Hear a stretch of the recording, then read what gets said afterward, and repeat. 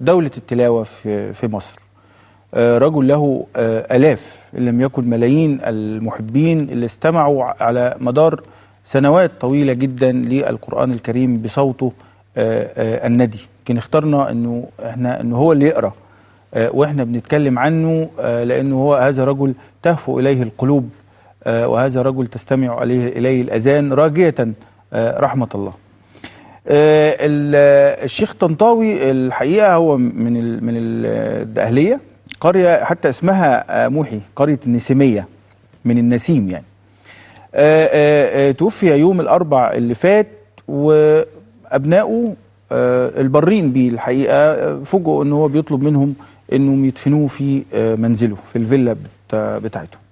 ده أدى إلى تأخير يمكن إجراءات الدفن لمدة يوم كامل، دفن يوم الخميس، لكن فوجئوا أنه رئيس مركز ومدينة المنصورة مقدم مذكرة للنيابة بيتهمهم فيها بمخالفة القانون رقم 5 لسنة 66 اللي هو بينظم مسألة المقابر، يعني أنه هو فعلا ما ينفعش يبقى فيه قبر لأحد الأشخاص في بيته.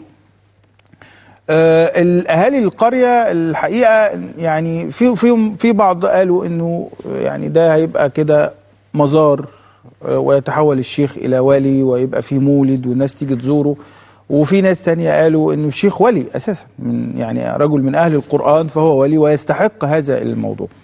النيابه العامه في المنصوره استدعت 3 اللي هم ابناء مولانا المرحوم الشيخ الطنطاوي، أحمد ومحمود والسيد، وتم يعني مغادرتهم للنيابة النهاردة بعد ما استمعوا لأقوالهم، وطلبت النيابة تحريات عن المسألة.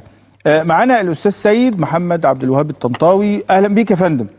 أهلا بك يا فندم. وعزائنا في المرحوم وعزائنا لكل محبيه في كل مصر. اسمح لي يا فندم أسمع من حضرتك ما جرى من أول الوصية بالدفن فين ثم ما ترتب على ذلك. أولا بالصلاة على نفسي وبالنيابة عن إخواني أتقدم بخالص الشكر لكل من واسانا في مصابنا، ويخص إذاعة القرآن الكريم رئيسا وعاملين السادة والسادة القراء الذين حضروا أو اتصلوا بنا. بالنسبة لموضوع الدفن، هو الشيخ محمود اللي حضر محمود ده الأخ الكبير؟ الشيخ الأخ الكبير. فهو مع حضرتك اهو هيقول لك التفصيل يعني. اتفضل. السلام عليكم. أستاذ محمود أهلا بحضرتك. ازيك يا دكتور محمد؟ الحمد لله يا فندم، خالص العزاء في الوالد الكريم. قول لنا يا فندم، يعني الوصية هل الوصية دي كانت قبل الوفاة، ولا يعني كانت قبل الوفاة بفترة طويلة، ولا في الأيام الأخيرة؟ لا ده من زمان. من زمان.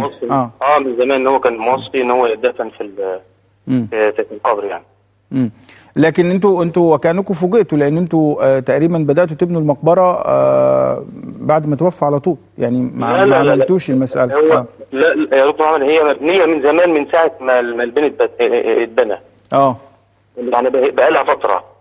كويس. فهو امبارح لما جالنا استدعاء اول امبارح بعد ما جالنا استدعاء يوم الخميس بعد الدفن.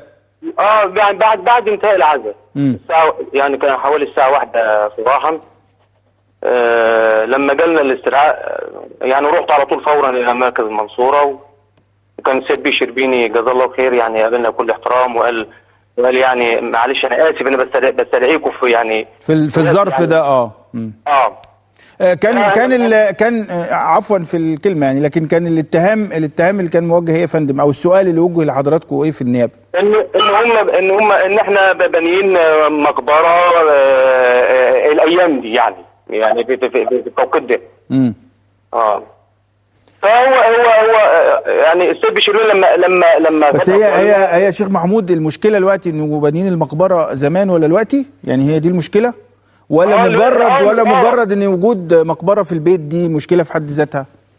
لا هو شوف يا محمد بيه، هي دي كانت وصيه الوالد، وبعدين يعني حضرتك لو انت يعني ممكن يعني لو تعرف في مقرئين يعني من مصر في مقرئين كتير، يعني الشيخ مصطفى اسماعيل انا اعرف مثلا انه دفن في منزله، في مقرئين كتير. صحيح صحيح.